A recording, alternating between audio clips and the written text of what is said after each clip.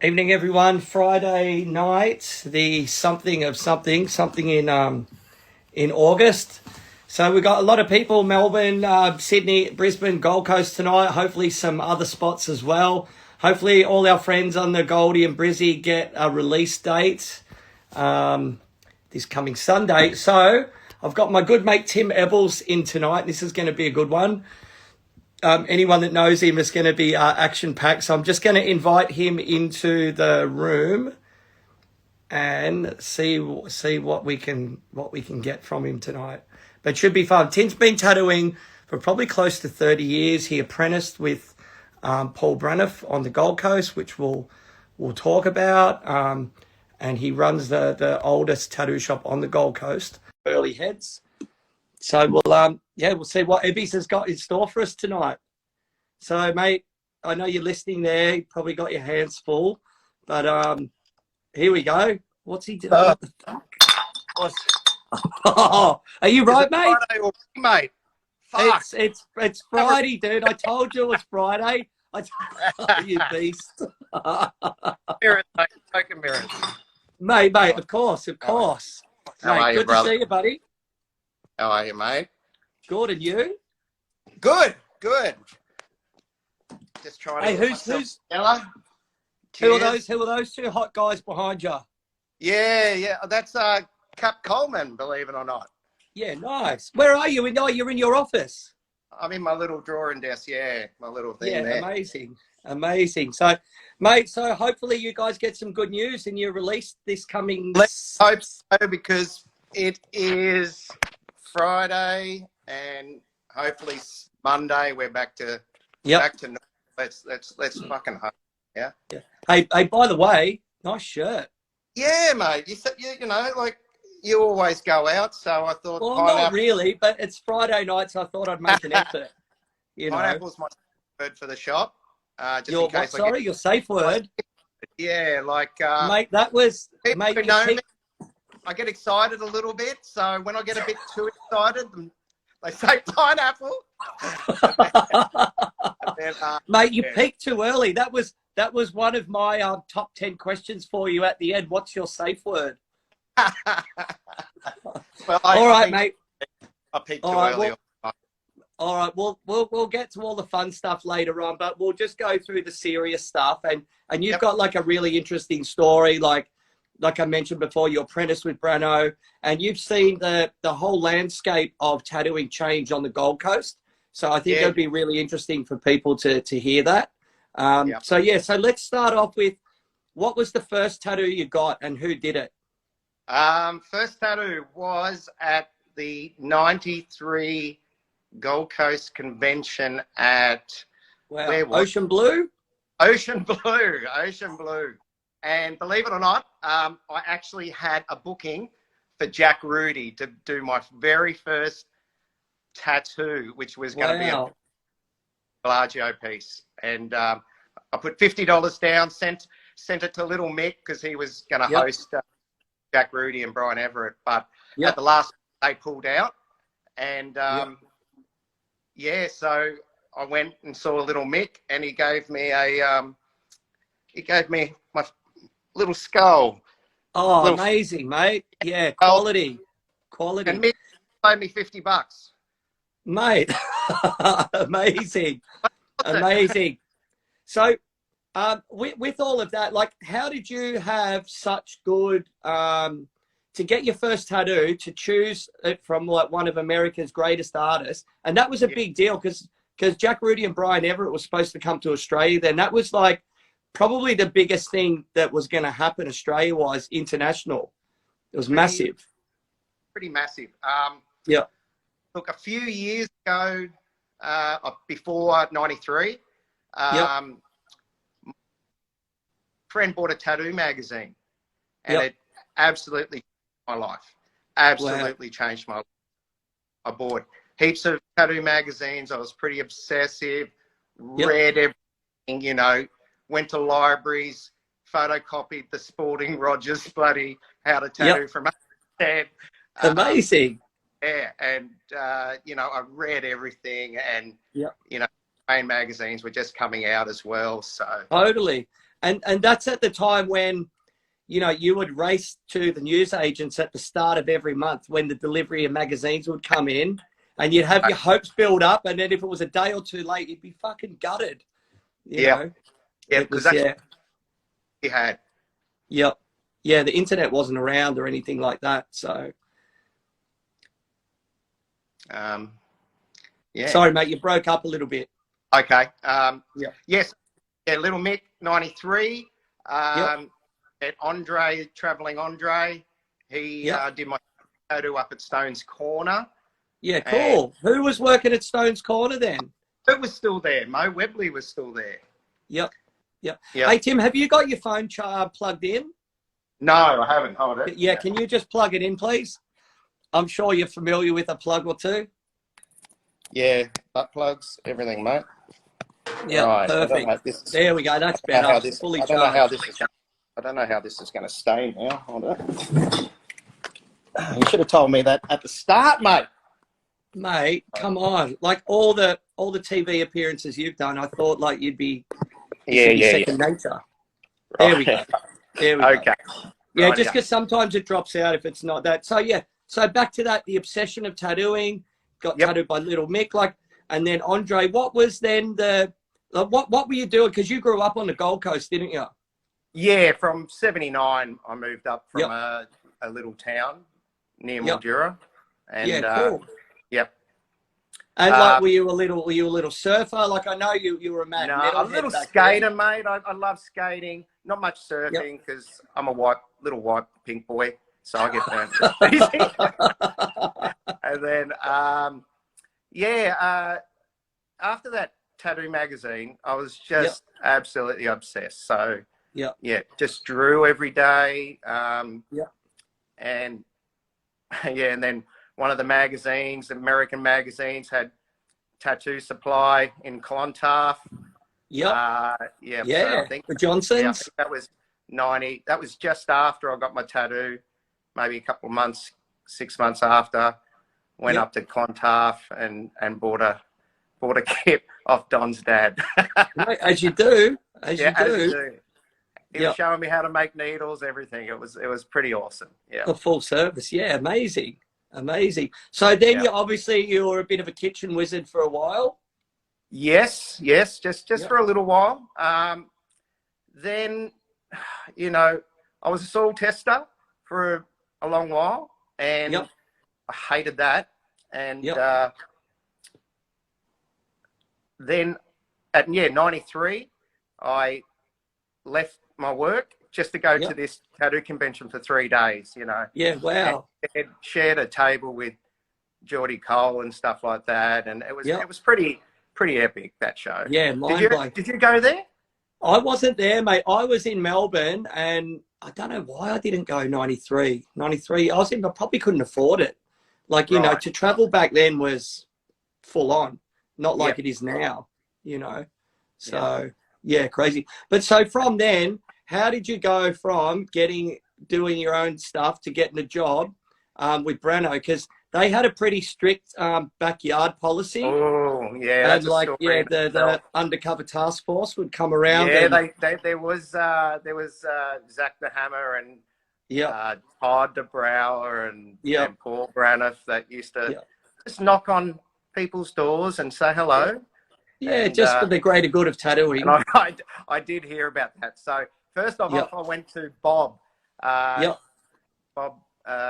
who used to have a shop here, and I said, "Can I get a job?" And he said, "No." He goes, "Don't you tell that Brano though if you're tattooing." And I said, "No, I won't." Light bulb.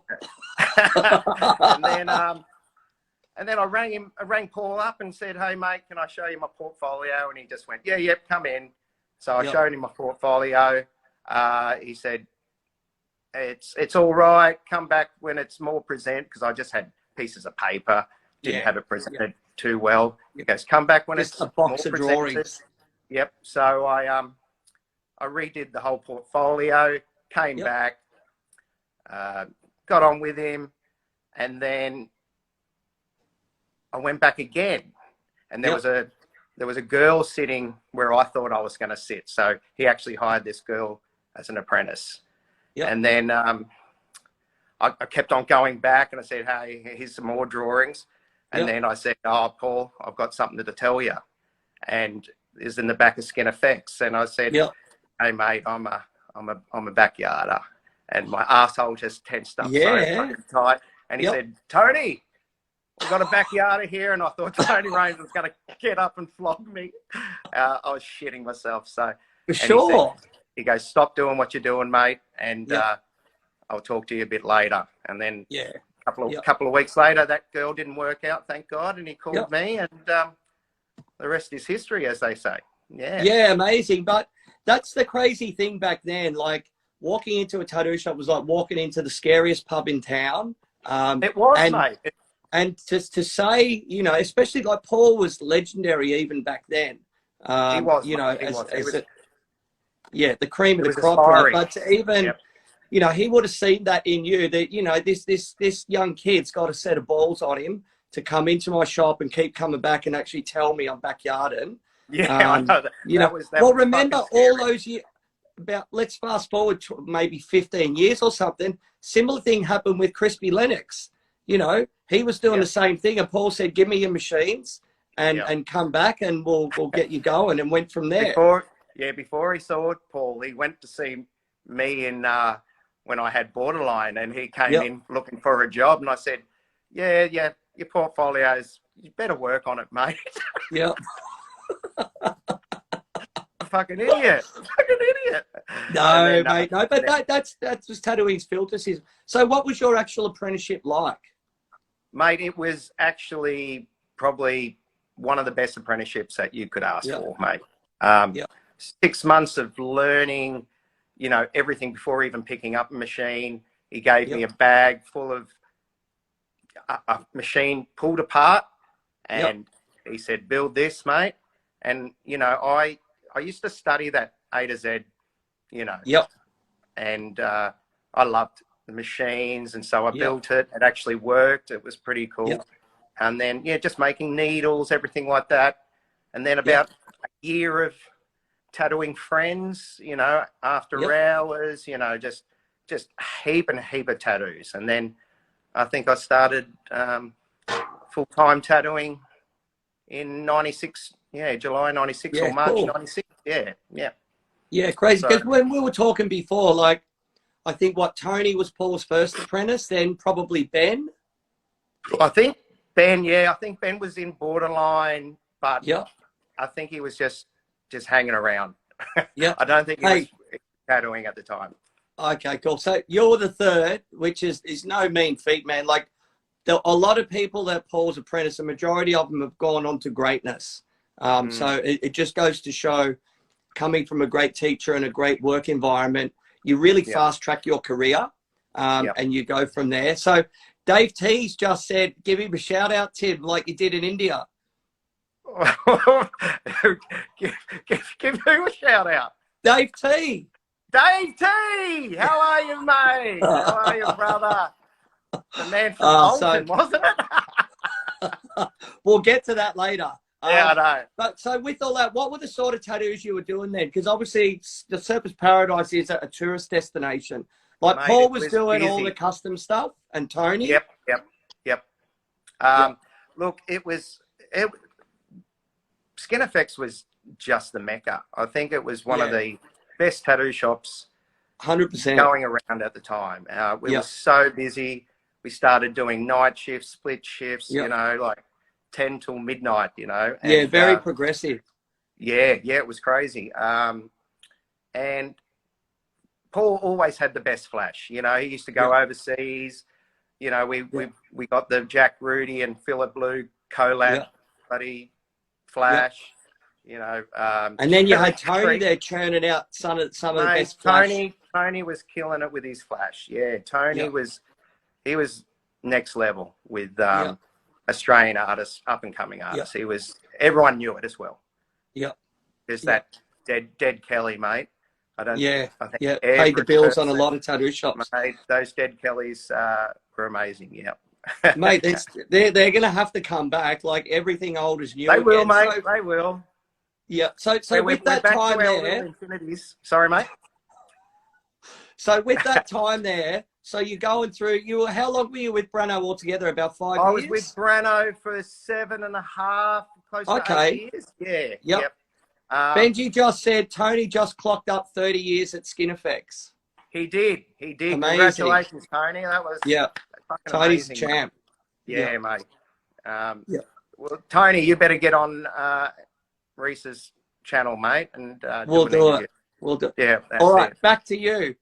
Stop deflecting. So fucking beating. 7 years. 7 years. And then what happened? You sort of were you looking to do your own thing? Because I know you then took over Borderline. Yeah. So Borderline was for sale once and offered to Legs, and Legs didn't take it. And at that time, I was going back and forth from Surface, going to Southport, and also doing Borderline too when, Tommy and Damien were on holidays overseas or something. I used to get given Borderline just by myself, and it was the slowest shop. So we had the whole Gold Coast was very different then to what it is today. Oh, totally different. So like Burleigh was like a sleepy little hollow. Yeah, so Skin Effects was the gold mine, Southport was the copper mine, and Burleigh was the salt mine, mate. No one wanted to go there at all. It was, sometimes on a Saturday, I wouldn't even have done a tattoo, sometimes it's just like, And then I saw potential, and I lived in Burleigh, and, just one day I just said to Paul, look, if you're ever considering selling it again, I'd love to buy it. And then a couple of months later, after I got married, and then, after I got back from my honeymoon, he offered me the shop, and I just went, let's do it. Let's do it. Amazing. Yeah, Amazing. It was a big dream of mine. Oh, totally. And tell us about the history of Borderline, because it's like the oldest running tattoo shop on the Gold Coast. Yeah, so Paul started that in Kirra in, I think, 85, maybe 84, 85. And Big Todd worked with him? Not at that time. Oh, it could have been at that time. I think he came in at the end. He came in at the end, but then went to Coolangatta. They moved it to Coolangatta. I think that's when he came in upstairs. And then they moved it to Burleigh, where it was there for about 20 years, and then it moved a couple of doors down. And it's been in the same shop now for close to maybe 28 years in the same shop or something like that. So it's pretty iconic for me. And I imagine quite close to the heart as well. Yeah, mate. I walk to work. I lived and breathed it for so long. I've nearly had it. So Damo Inkslinger's just gone all true, because he worked there as well, and Scotty Loco Beatney scored Suicide was with Brano back then as well. Suicide, yes, I did forget about Suicide. He did run Borderline. It was upstairs. It was upstairs, and that's where I did my Saturday apprenticeships there. So wow. I was the one that changed that mop bucket there, Suicide, that you haven't changed in months. It was black water. It was fucking horrible. Well, that's the way it was back then. It was. So, all right. So with all that, you've gone through all that. You've been around some of the best tattooers in the country. Paul, obviously, Tony. I'm sure you met Dwayne Cash, Les Bowen. All those people would have been coming through the shop. Little Mick, Bernie, all that crew. To the PTA. Green around the girls, went to the PTA meetings, up in Beanley when Kevin was still alive. Met, Rick Nash, and just little, just everyone, mate. What I think, what I'm kind of getting is, you're that young guy, but you're obsessed with tattooing. So, it doesn't surprise me that you moved on to your own shop, quite quickly, sort of thing, after starting within a 10-year period. Obviously with the blessing of Brano, keeping it in the family. It was the blessing, which I wouldn't have probably moved if he didn't offer me the shop, I probably still would be with Tony. Yeah. So Inkworks has just said, do we know of Eddie James? Yeah, 100%. Eddie James is a legend as well. James, and he's done his own version of Ned Kelly's. He did his version of Ned Kelly's, and those Flash were killer as well, mate. Eddie James. He was a legend. big red hair, fucking motherfucker. Bit like yourself. Oh yeah, I did have that beautiful. Or were you strawberry blonde? Yep. Hey, were you strawberry blonde? I was strawberry blonde, correct, mate. It's nice. I don't know what's happened to this. This used to be red. Amazing. All right, so let's get back on the track. So you've done all that, and then you've literally built Borderline from pretty much you as a one-man show, to then building it up to having it so over all those years. Can you give us like a little bit of a rundown of who first started working with you, look, and the crews through the years? I know it's hard because it's a long time. Yeah, look, I think I employed Nathan Green as an apprentice straight up because I needed someone to answer phones. I was piercing, tattooing, answering the phones, running the fucking shop all by myself. And some days I think I counted, I did 43 days straight. Wow. Because I was just into it too much, and with a wife and a young son. Yes, and he was born a couple of years after that, or 1 year after that. And hi, Jai. And where was I going? Oh yeah, so Nathan Green, and then I was running it for about 6 months, and I heard of a killer artist, and his name was Pommy Paul, and I knew Legs pretty well, but I just happened, Legs was off that day, and I just walked into Aces Wild and said, "Hey, Paul, how you going?" And said, "Are you happy?" Played your trump card.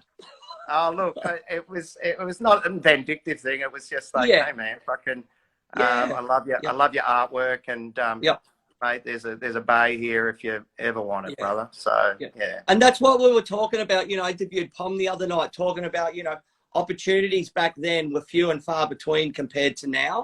Oh, mate, there was no opportunities, mate, none. And then like, even when I started, there was 4 shops, and Brano owned 3 of them. So it was. And then even like Benji, like last night, like Benji saying like, back then there was like an ad in the back of Australian Tattoo magazine. He drove with Wig from fucking Mount Gambier to the Gold Coast to get a job. Like, without telling him, I know that's fucking. But mate, what a legend, dude. And what that's and that would have impressed Paul. Yeah, you have to grab it. No one was. This day and age, I'm not going to say it's easy, but there's so many opportunities now. You know. I remember one of my first days, because I'd come back from overseas, and I was doing I was quite ill, so I wasn't able to work full time at that stage, and I was doing fill-in days between a bunch of the shops. And my first day ever was at Crossfire, right? And I've turned up, and the front window's been smashed out. And like I walked in over all the broken glass, and I went to Paul, looks like it's going to be a good day to start. Hey, and he goes, you'll get used to it. Like, just a different era. There was many days like that, like just random weirdness, I remember Paul was teaching NASA from Brazil, but he used to travel all over the world. Now he's in New Zealand. And he was teaching him machines, so he was having a hex machine there, like just tighten things up. And this guy was giving the counter hand so much shit. And Paul just calmly got up and whacked the fucker straight in the jaw. And the coppers came. It was fucking unbelievable. It was just completely red. It was fucking unbelievable. Yeah, Skin Effects was pretty wild, man. I did the nights there for a good 3-4 years, and it was awesome. I know, we all did the nights there, mate. Yeah. After about 9 o'clock, you could tell how wasted people were walking up the stairs by how they were going. Like, it was epic. Right in the middle of the nightclub district, all the strip clubs. It was the Goldies, the Goldies King's Cross. Yeah, we used to just go to the strip clubs after, midnight and just have our 2 beers and then just bail, just calming down from the night shift. Mate, all right, so with all of that stuff, you're like, the way I view your style is you're an all-rounder. Like, you do amazing black and grey, you do amazing Japanese, you do amazing trad. Like, and that's, I think, because you're a product of your environment from that era. It was, mate. Look, I learnt on single needles, Yep. 7 rounds. It was, starting from the basics. So, Yep. I Yep. loved my black and greys because I always did black and grey pencil drawings, and Yep. I did an Indian set back in '96. Yep. That was at a Brisbane convention, I think that Yep. was. But yeah, always loved the black and grey, and then just evolved to the Japanese that I do now, and I still love the black and grey realism and portraits and stuff like that. Yeah, but it's I like to do everything. totally. It's that, Yeah. and that would probably also be like a strong point of you and your shop as well. It's not like a specialist shop. It's a classic like walk-in custom street shop on the beach, tattooing loads of locals and also loads of tourists. It's a street shop, but we can do anything. We haven't got the hype of, what style exactly for everyone, but it's just like, man, anyone can come in with any idea, and we can help them out, and everyone loves tattooing there as well. Yeah, so, but being in that area, like you're the unofficial mayor of Burleigh. So, like, when I was up a while ago, me, you and Benji did that walk around the headland and everything, and the amount of people you say hi to. But it's one of the beautiful things of growing up in an area and working in an area for a long period of time. Love it, mate. It's such a cool thing. I love everyone. I support local businesses, and everyone knows everyone in Burleigh, so it's pretty rad. Yeah. Yeah.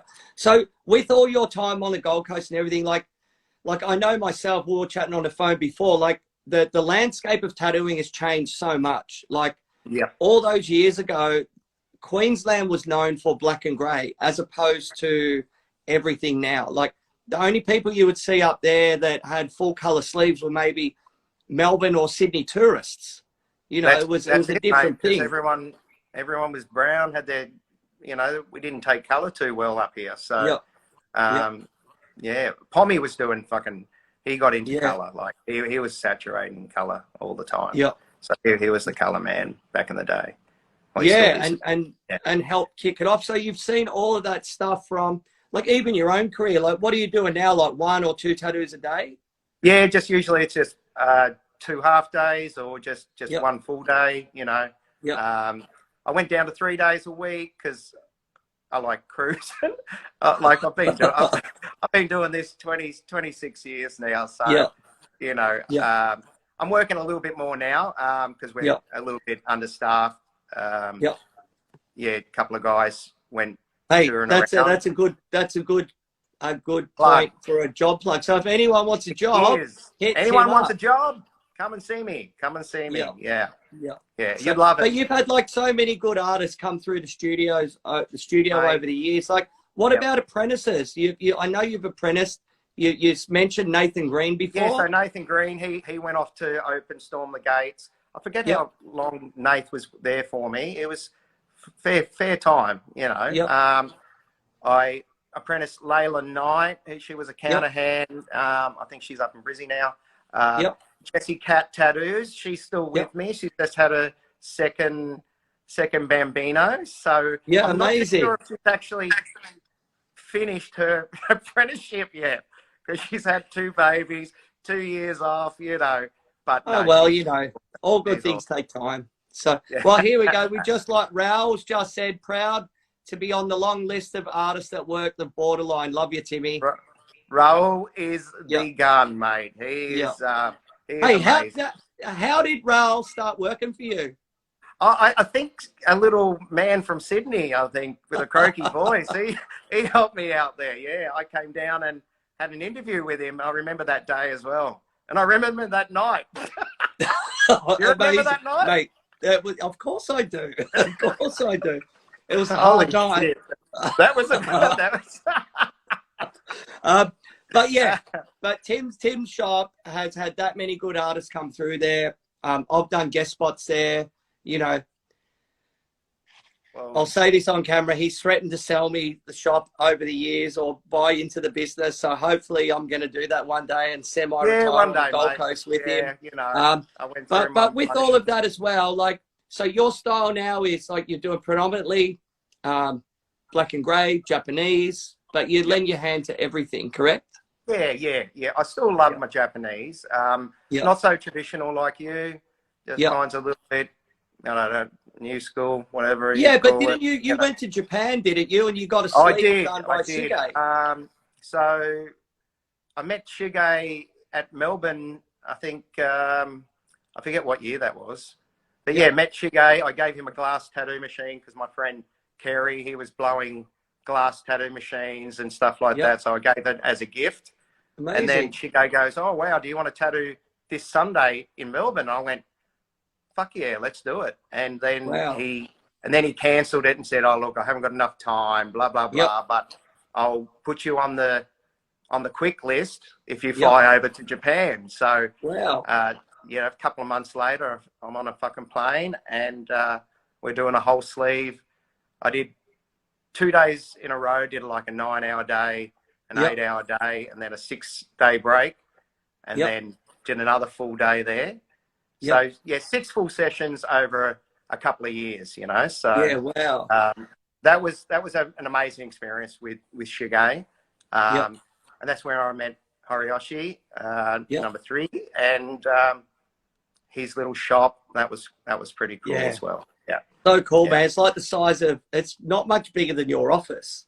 No, it's tiny, and you hit your head on the beam, and then you get to sign the that's when everything was a lot smaller. Like I know for me, when I went there and I got tattooed by him, and I laid down on that floor, that lovely dirty rug, and I looked up at the roof, and you got all these signatures on the roof of anyone and everyone in the tattoo world. But I remember thinking the amount of bodysuits that have come out of this studio is like mind blowing. Like for me, when I was a young little kid, probably like you, like you would look at things and you would think in your career, there's no way I'm ever going to go to Japan, let alone meet this guy I saw in a book 20 years ago, let alone get tattooed by him.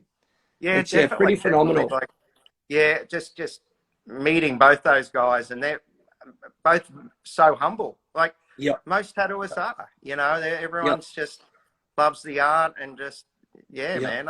Anytime a new artist comes in or even visiting, I'm always getting up and saying hello and make them welcome. And, any guest spots come up?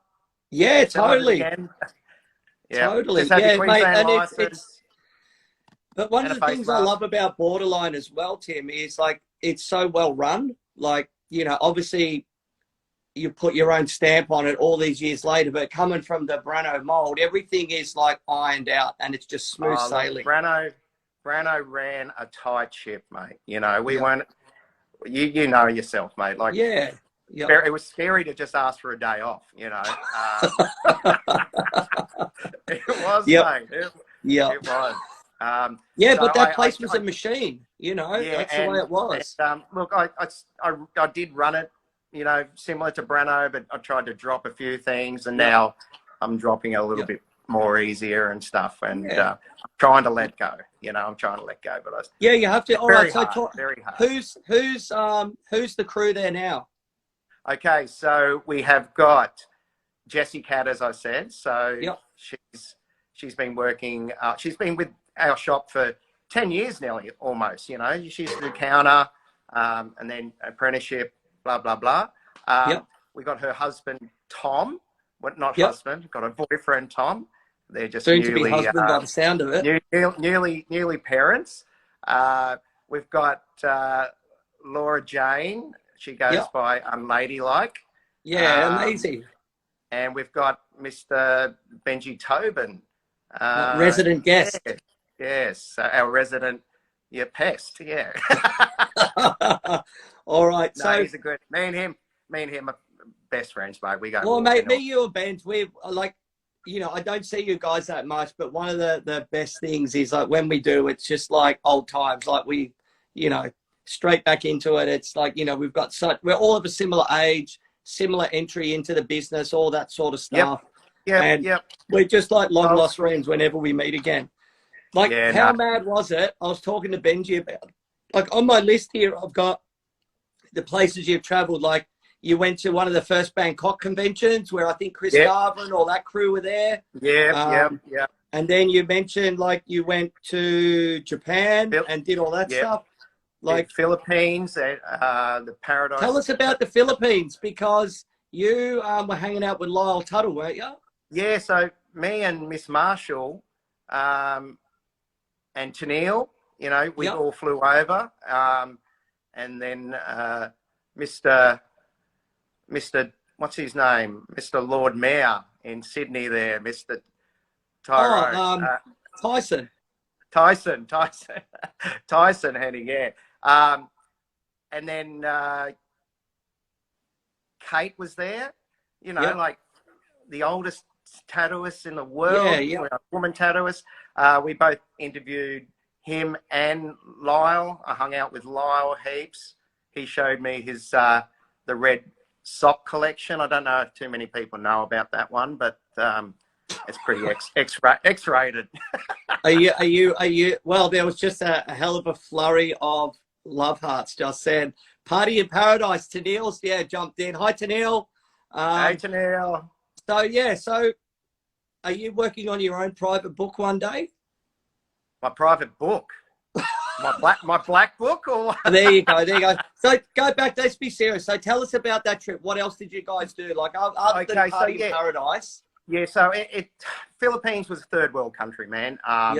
We stayed in, everything went wrong at that convention a little bit, you know. We're supposed to stay in this really nice hotels and shit. We stayed in just dog boxes.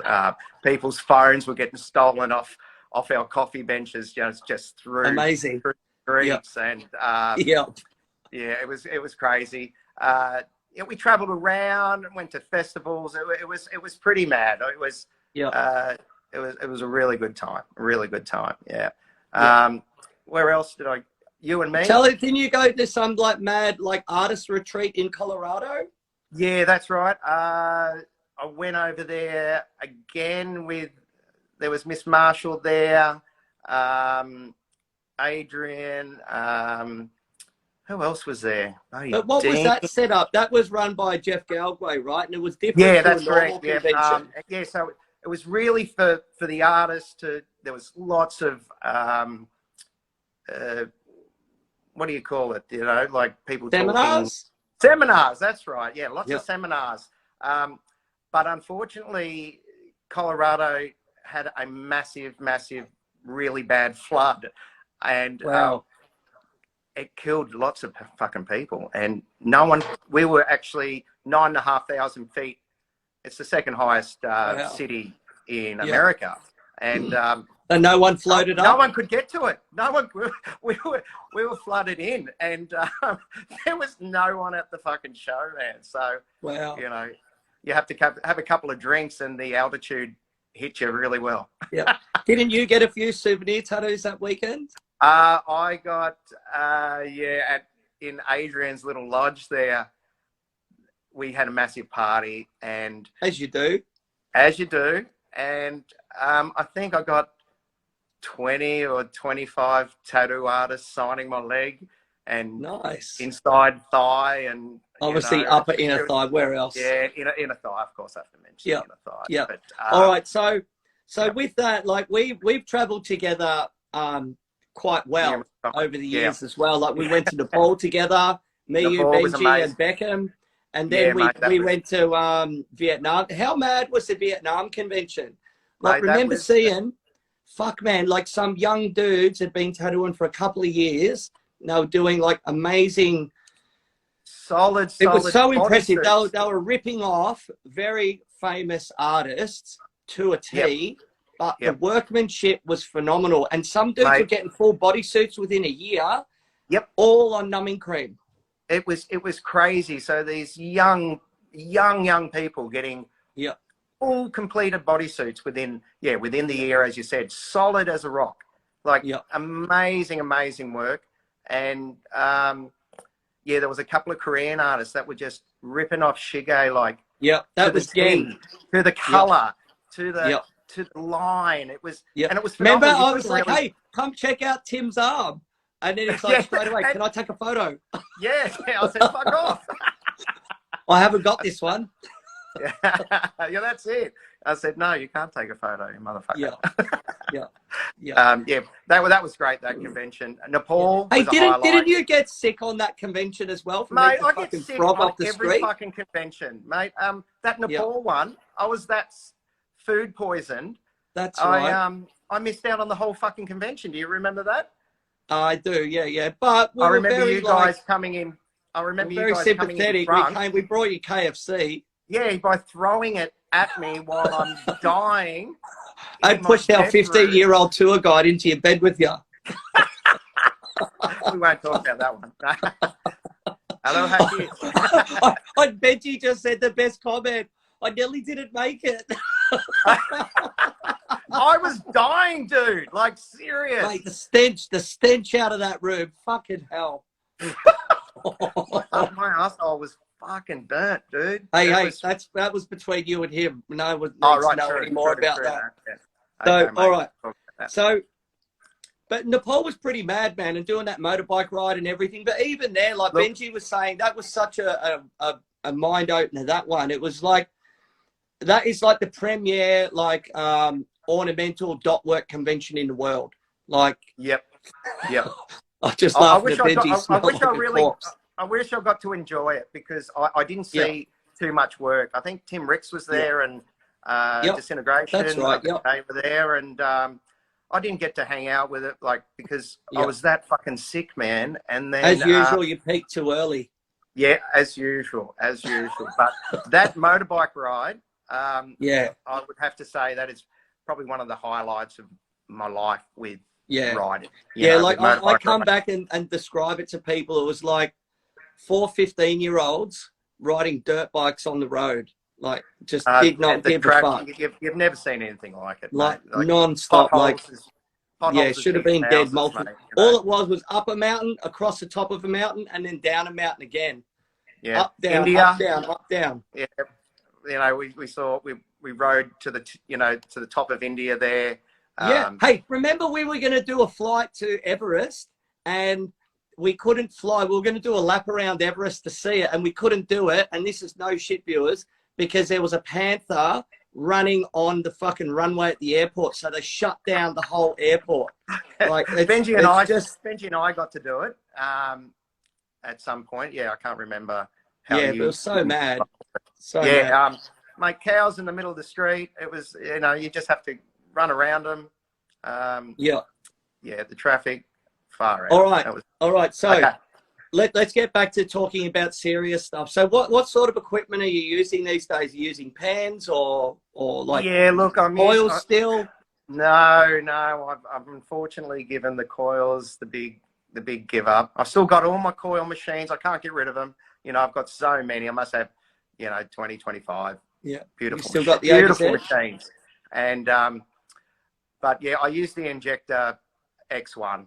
It's I got it last year at the pandemic, and that's all I use, man. Like you got it at the pandemic. I got given it to me. Oh, while the pandemic was happening. Yeah. So okay. Was that kind of like an olive branch? Hey, was that an olive branch? I think it was. Because let me tell this story. So, like, older artists, we're not really up to date on sponsorship and that sort of stuff. So, Tim, you've got like one of the rare honors of being sponsored and then also losing your sponsorship. Can you just tell us how that happened? I don't know about. I didn't lose it just got banished. I got banished for it. I got whipped a little bit. I got a bit of. I got put in the naughty corner for a bit, but nothing new to you. No, not at all. Not at all. You kind of like it, don't you? It's fine. It's fine. So what did you do? Tell us how this happened. So yeah, Nico Hurtado, we became friends. He came to my studio. He did a little night session when he was here in 95, 2000 with the Surfing Inc. Yep. And that was a great convention as well. Hey? That was a great convention. Yeah, that was great. That was amazing, actually. So yeah, Timmy got a little bit drunk. I don't know how, but yeah, he got a little bit drunk and, Just excited. Nico held a little bit of weight back then, and I fixated to his boobies, and I grabbed his titties and went up and down with them, and yeah. let's just say he didn't like it too much. Let's just We're say still friends. We're still friends. Let's just say you thought it was hilarious. Dave, As I would too. Yeah. A few people did. A few people, but it was what it had to be there. Had to be there. Yeah, of course. It's just Australian greetings. Yeah, it was. Yeah. It's lucky I didn't motorboat him. Yeah.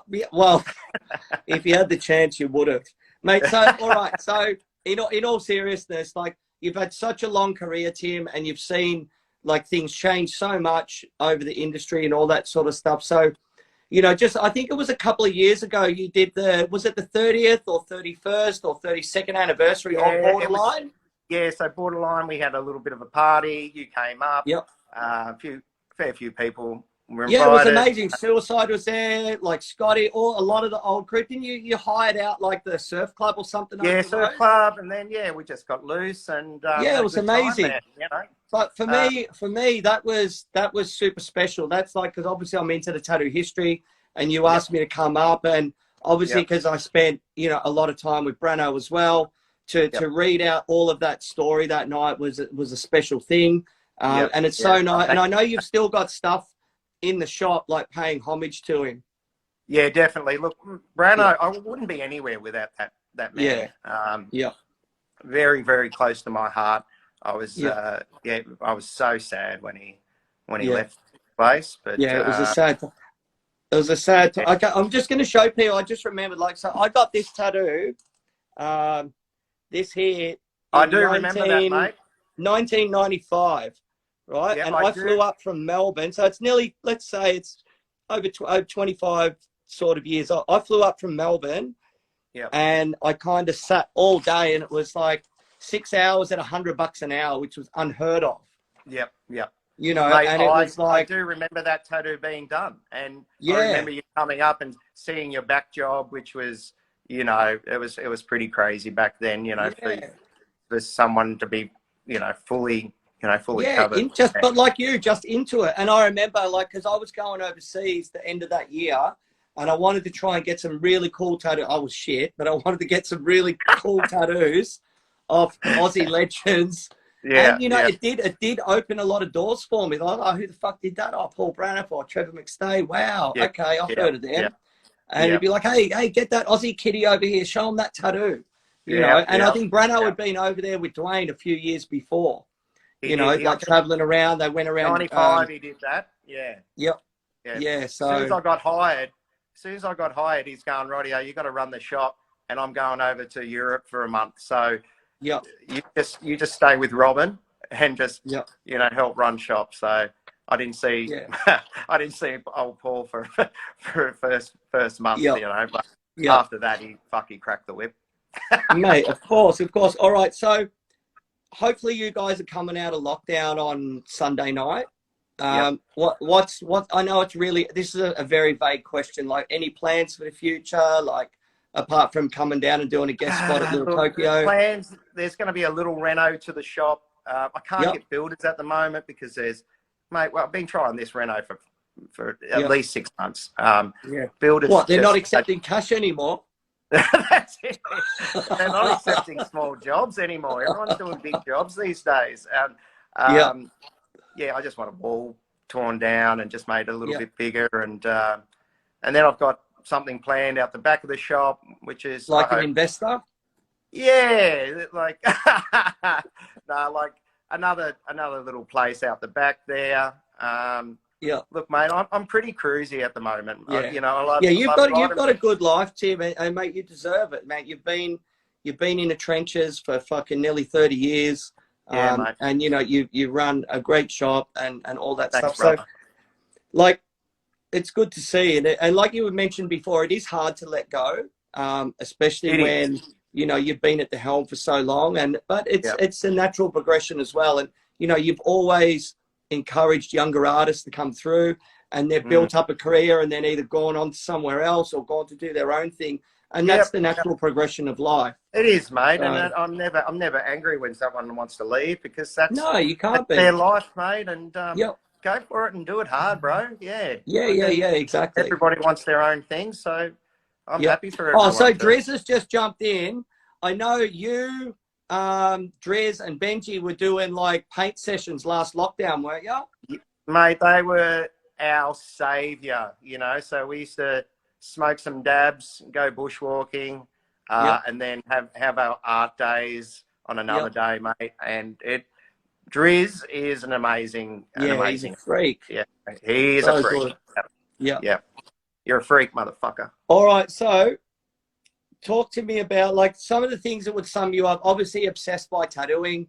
You know, you got your jet ski, your bikes, your cars. You love travel, all that sort of stuff. So, mate, I love it all, mate. I want everything. And in the words of Freddie Mercury, I want it all. I want it all. And I want it now. all, mate. But, yeah, it's not important, really. You know, all that shit. But fuck, I love getting on the motorbike, going up the hills. Yeah.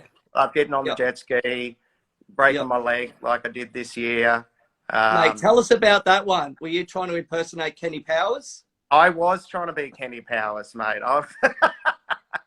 Yeah, but you know, first lot of wave jumping and fucking doofus came off sideways and snapped my leg. So, but it's better now. So I can't wait for summer, man. And fuck, it's I love fucking power. I love big power wave between surfing. my legs, mate. I bet you do.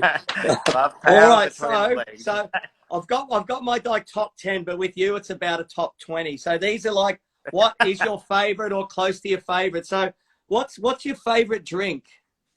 My favorite drink. I'm pretty easy. Vodka's nice. Like I like a nice, fucking real strong lime. Capri Oscar. That's fucking nice. I love that shit. Espresso martini when I'm feeling a bit. Settle down. Okay. What's your favorite flower? Flower. Peony. There you go. What's your favorite takeaway meal? Takeaway meal. We've got a nice Vietnamese, like a fusion. Nice place called Jimmy Waz, just in here in Burleigh. That's one of my faves that I love going to. Nice. Yeah. What's your... Link has just dropped in a great comment there, which I can't see any of the comments, man. I want to see them all. Link has just said vodka and spewing on strippers. Look, that was a long time ago. Brano kept on buying me vodkas, and I accidentally spewed on a stripper's tits. And I'm sorry about that. I'm sorry. All right, what's your favourite coffee? Coffee, double or triple espresso, mate. Just go black and hard like my man. It's all right. Well, this will work well here. What's your favourite gym? My favourite what? Gym. My father. Oh, there you go. Yeah, exactly. Yeah. What's your favourite motorcycle? Look, I'm a Ducati man through and through. I love my Ducatis. But at the moment, I've got I still got my Ducati, but I've got this beautiful breakout, 128 Cube. It's fucking power. It's power, mate. It's you're gonna be riding it soon, mate. No, so it'd be fair to say, like, as you've gotten older and later on in life, you've become a bit of a swinger. I've never sucked a cock, dude. Not yet. Okay. Your favourite car? My favourite car, my Valiant. I've got a 67 Valiant wagon. I'm actually selling that if anyone wants to buy it. It's beautiful. Yeah. It is the iconic surf wagon.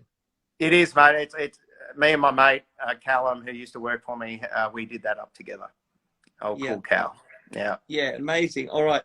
Your favourite jet ski? What brand of jet ski do you ride? Well, I've got a Kawasaki 310 horsepower.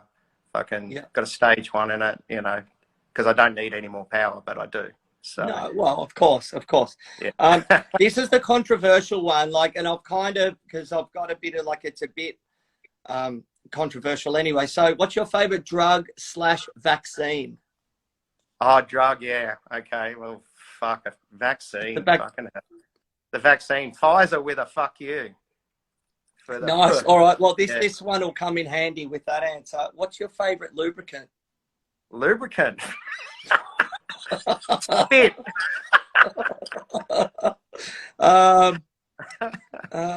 Here we go. What's your? Oh, and also again, but you've answered this earlier. But what's your safe word?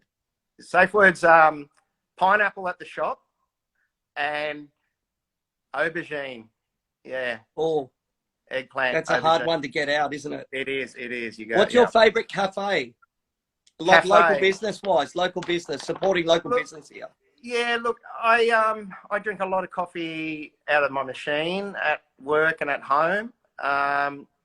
Cafe, not too much. You know, like right next door we got Red Hot Cod. They do a beautiful burger and fish and stuff like that. And then next door we've got California Tacos, man. So every Tuesday we go and do Cali tacos. Yeah, mate. I tell you what was mad. The last time I was up there and I saw you guys, I dropped in, and I remember like parking out the front of the shop outside California Tacos. It's like 2 o'clock on like a Wednesday afternoon, and there's a guy there drinking a beer and a chick drinking a glass of wine. I'm like, what the fuck? And I come in and said that beer, went, yeah, it's holiday time. Yeah, man, fucking yeah, that's normal. That's normal, bro. All right, what's one of your favourite restaurants? Restaurant Jimmy Wah's, as I said, that's pretty nice. Rickshaw's, which is just on the water there at Burleigh. I don't get out of Burleigh too much. Well, why would you? It's such a beautiful place. Yeah. What's your favourite bar? I'm just a sloth, mate. Just Burleigh Heads Hotel. That's my that's my little place. Yeah. Mate, what an amazing. All right. What's one of your favourite movies? Movies, Fifth Element. I don't know. Yeah. Nice. That's an old classic. I love totally the sci-fi. Yeah. All right, and we'll end it up with this one. What's your favourite porn site? LittleTokyo.com. OnlyFans. OnlyFans. Yeah. And it's not actually publicly advertised. You've got to send a DM to get the invite. But no, Tim, anything you want to sort of finish up with before we do tonight? Mate, I want to thank you first, because you are doing a great job for everyone's mental health at the moment, because thank you. Everyone's losing their shit at the moment. I can't believe what week are you in now? Oh, we're in. Sorry, I just saw Buck Angel. We're in. So I just got all flustered there. We're in week 6, and mate, you know what? In all honesty, like I was talking to one of the guys today, Dan. He goes, "Oh man, are you freaking out about the shop?" And I went, "Not really. Well, I probably am, but I'm probably burying it and hiding it because my bank account has gone from here to here, and there's no fucking way out. There's no help like last time. The government's got to kick into gear, and I just sort of said to him, man, like I've been in darker places than this over the years, and what will be will be. I'll survive, but it's a hard thing. Just chin up, mate, and of course. But doing things like this is a great distraction, and it's also something positive for the industry. Yeah. Something positive. So I think you're doing an awesome job. You're my mate, but I think you're doing a great job with interviewing everyone here. And I want to thank everyone for tuning in. I can't read the comments though, so I can't. Sorry, I didn't say hello to people who I don't know what's happening, but I can't see shit. Yeah. But so this is a prime spot for you to say, feel free to slide into my DMs. Feel free to slide into my DM, people. And if you want a job, come and get me. Whoever's out there, right? If we weren't able to answer your questions tonight, we're sorry, and it's not because we're being rude or anything like that. We just got to keep it flowing. Feel free to message me personally or Tim as well. Oh, Scott Hornley's here. Hey, we got to give a shout out to the late great John Paul that passed away not long ago. A Toowoomba legend. That was a fucking sad day as well. I went up there and met a couple of legends up there as well. Fucking hell, that Yeah. was, yeah, love that guy. And yeah, it was a very sad day that day. I had a bit of a Paulie's like, tear in the you know, and unfortunately, like we've seen it over the years, like the changing of the guard, you know, it's kind of goes through some crazy phases, and you know, John was one of those, and you know, an amazing machine builder, amazing artist, historian, drag racer, husband, father, friend, mentor, all the rest of it. You know, it's one of those things. So yeah, so shout out to Paulie and Scott. Our thoughts are with you, and we love you, and you'll do his legacy proud, mate. So, and I will get that tattoo off you at the next SEQ tattoo show with an AC machine. So yeah. So, but basically, Tim, as well, what I was saying is, like, you know, you've done all of this throughout your career. It's really nice to hear it, and go through like a retrospective of your life. And there's still so much. Thanks for that. That was really nice, mate. No, it's good, and I think it's important for people to hear everyone's different things, but also, you know, you've always been a champion of younger artists. So if there's any younger artists out there, Tim's apprenticed quite a lot of really good artists. Hit him up. If you want looking for a job or a sea change, hit him up, or a guest spot. Yeah, it's man, an amazing just shop. come up for a week or something like that. You know, it's a pretty nice area, and we've always got room, and we just love people coming in and coming out. You know. Yeah, and the mayor of Burleigh will give you the guided tour. Yeah, sure he will. Sure. All right, mate. I love you, Tim. So mate, thank you. I love you, brother. Tomorrow night, I've got Tony Cohen on. And then Sunday night, I've got a double, triple confirm. I'm pretty sure we've got Tennille on, which is going to be amazing. Beautiful. So, yeah. So, thanks so much for spending your time with us on this Friday night. I love you, Tim. Thank you. I'm going to have another drink, and I wish I could I'll call you in comments. 5 minutes. I'll call you in 5. I wish I could see the comments, but yeah. Probably and better why you don't. I know. Someone just said, why are you so pink? Because I'm a fucking albino, people. Mate, you know. Yes. All right, mate. I love you. Say goodbye. Catch ya.